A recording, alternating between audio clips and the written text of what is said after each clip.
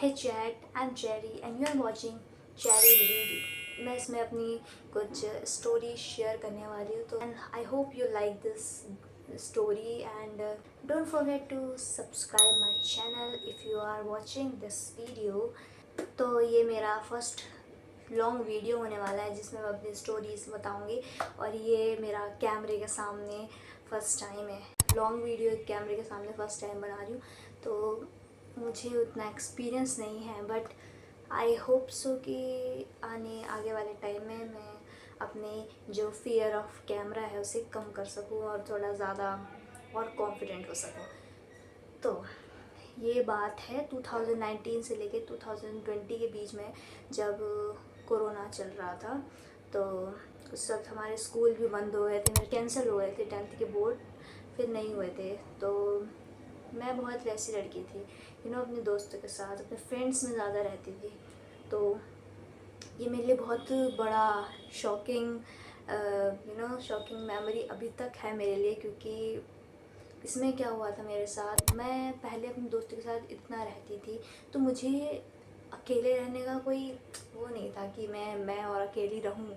तो ये मैंने कभी सोचा भी नहीं था अपनी लाइफ में। तो ये ऐसा टाइम था जब मुझे अकेले रहना पड़ा, एकदम सबसे अलग। घर में भी ऐसा था कि हम बाहर नहीं जा सकते, छत थी और चार दीवारी में मैं रहती थी।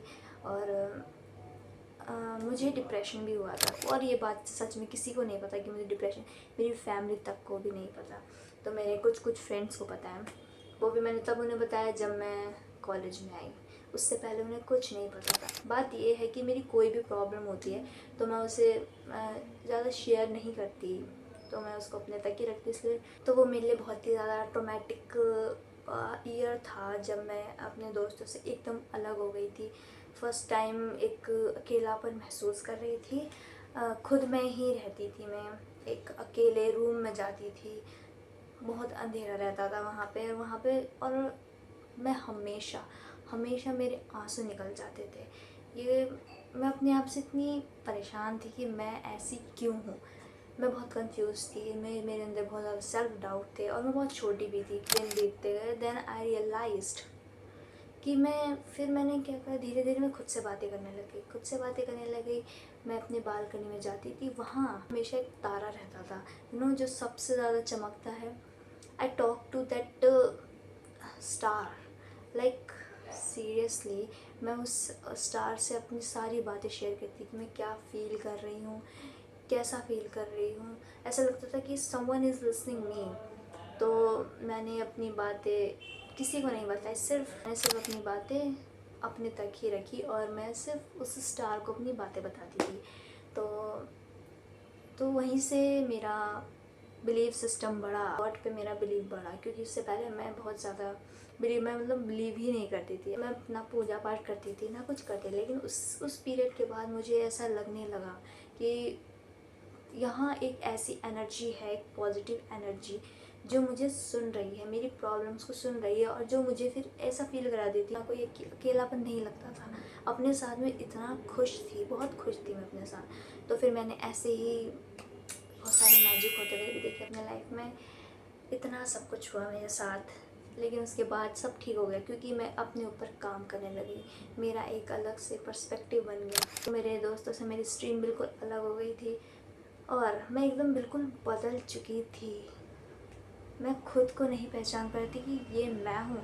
और वो भी इतने अच्छे चेंजेस थे कि मैं खुश थी उन चीज़ को लेके। लाइक 10th तक मैं किसी भी जगह पार्टिसिपेट नहीं करती थी, कहीं भी कुछ नहीं करती थी, सिर्फ अपने दोस्तों के साथ। मेरा रहता था दोस्तों के साथ रहना, खेलना, पढ़ना, बस। लेकिन 11th में 12th में आते मेरी थिंकिंग चेंज हुई।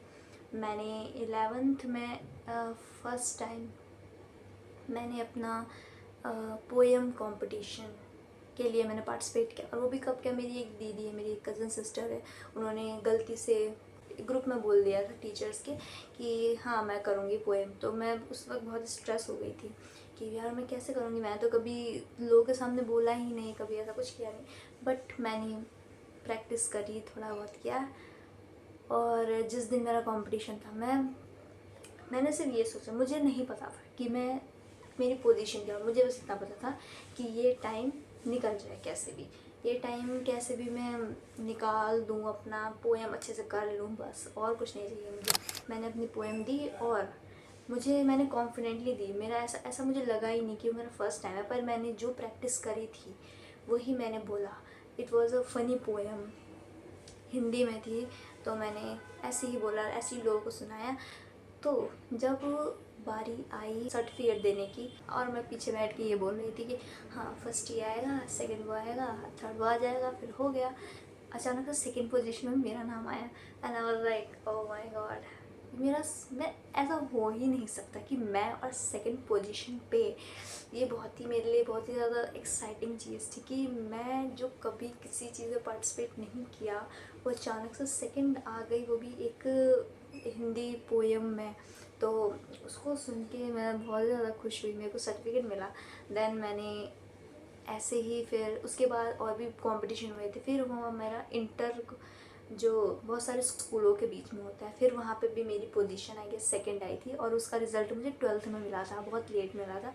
तो उस वक्त भी मैं एकदम ऐसे सीरियसली मैं इस चीज़ में इतनी अच्छी हूँ, लाइक मैं बोलने में उस समय मुझे ऐसा लगा कि मैं बोलने में अच्छी नहीं हूँ, मैं उतनी कॉन्फिडेंट नहीं हूँ। पर उसके बाद ऐसे एक मैजिक हुआ मेरी लाइफ में। ये मैजिक था कॉन्फिडेंट का, एक बोलने का, अपनी बात रखने का। अभी मुझे बिलीव नहीं हो रहा मैं कैमरा के सामने इतना बोल रही हूँ और ऐसा लग रहा है मैं उस चीज़ को फील कर रही हूँ।